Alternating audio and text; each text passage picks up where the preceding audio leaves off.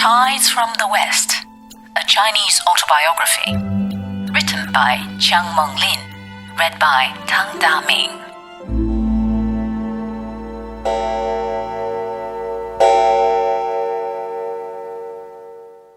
Chapter 18.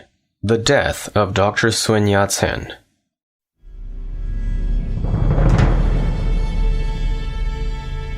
Death calls before victory descends upon my country.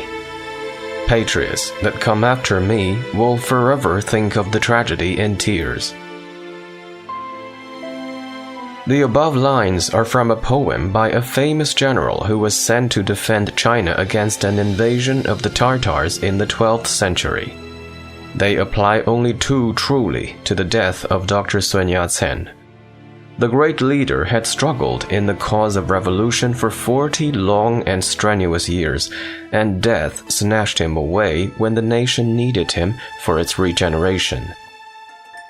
In the spring of 1925, he had been for some months in poor health as a result of his untiring work for the country. Having admitted the communists to the Kuomintang, he went one step further. Seeing China still a divided house and knowing that strength lay in union, in response to an invitation to the northern generals, he came from Guangzhou to Peking to discuss a plan to unify the country. On his way north, he made a trip to Japan in an effort to convince the Japanese people that a strong and unified China would be beneficial to that country. When he arrived at Tianjin, he fell sick. He was carried from that port to the capital, accompanied by Madame Sun Yat-sen. But he was too ill to discuss plans and could only lie in bed. The doctors of the Peking Union Medical College were at their wits' end. Dr. Hu Shi recommended a Chinese herb doctor. Dr. Sun declined to take the Chinese medicine. He said that as a physician himself, he knew that an herb doctor might sometimes cure a disease where scientific medicine failed. "A ship without a compass may reach its destination," he said, "while that which has one may not come to port. But I prefer to sail with that scientific instrument." However, he was persistently advised to take the Chinese medicine, and to meet the wishes of his friends, he at length consented. But the ship, without a compass, did not reach port. Dr. Sun was presently transferred from the medical college to the home of Dr. Wellington Gu.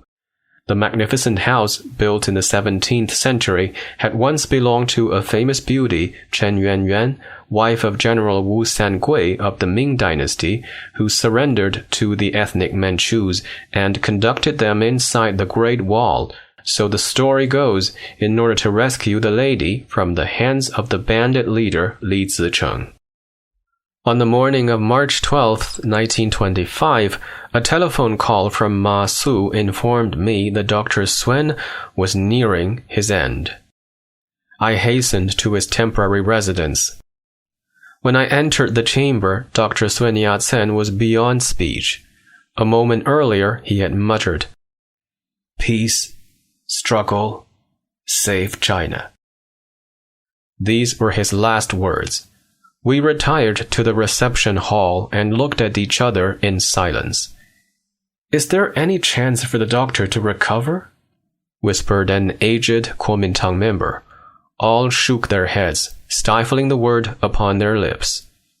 Silence gathered and deepened until one could hear it.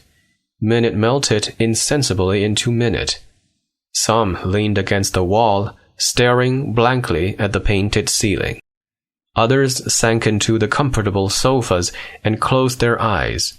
A few tiptoed to the chamber and back without a word. Suddenly, everybody in the hall was alert, listening to sobs barely audible from the bedroom. The faint sounds gave way to a chorus of loud cries. The great leader had passed into history. As we entered the death chamber, I saw that Dr. Sun's countenance was serene, as if he were asleep. His son, Sun Ke, was sitting on a bench at the bedside, staring into space like a man of stone. Madame Swen bent over the edge of the bed with her face buried in the soft mattress, shaking with sobs that would break one's heart. Wang Jingwei, standing at the end of the bed, was rocking compulsively, wailing and wiping away his tears with a handkerchief. The elder statesman, Wu Zhihui, stood with his hands clasped behind him and tears welling up in his eyes. As Dr. Swen's body was carried out of the hall covered with a big national flag, Mr. Borodin, the Soviet advisor, said to me sadly that if he could have lived a few years or even a few months longer, things would have been very different. An autopsy made at the medical college proved that cancer of the liver had caused his death. Dr. Swen's body lay in state in one of the former palace halls in Central Park. Every day for a week, at least 20 to 30,000 people came to pay their last respects to their leader. The funeral procession, 4 or 5 miles long, was joined by all the students from elementary schools up to colleges, and by teachers, government officials, tradesmen, workers, and farmers, 100,000 strong. The casket was placed temporarily in the stone pagoda in Biyun Si, the Purple Cloud Temple in the Western Hills, about 15 miles from Peking. This picturesque pagoda was built centuries ago under Tibetan influence of white marble with a pointed top of gilded bronze. It perches majestically on the south side of Purple Cloud Mountain, surrounded by tall pine trees, and overlooking a sea of whispering pines which sound like waves in the spring breeze and scent the air with their fragrance.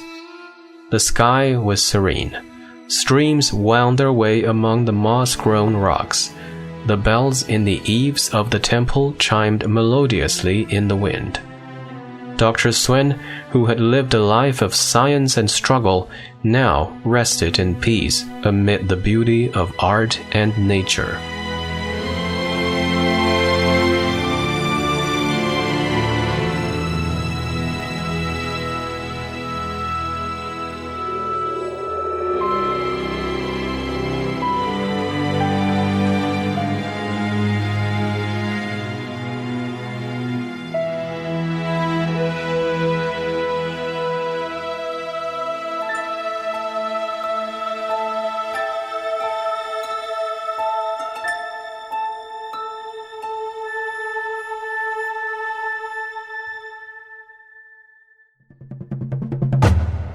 What you just heard is Tides from the West, a Chinese autobiography, written by Chiang Meng-lin, read by Tang Da-min, and published by the Foreign Language Teaching and Research Press.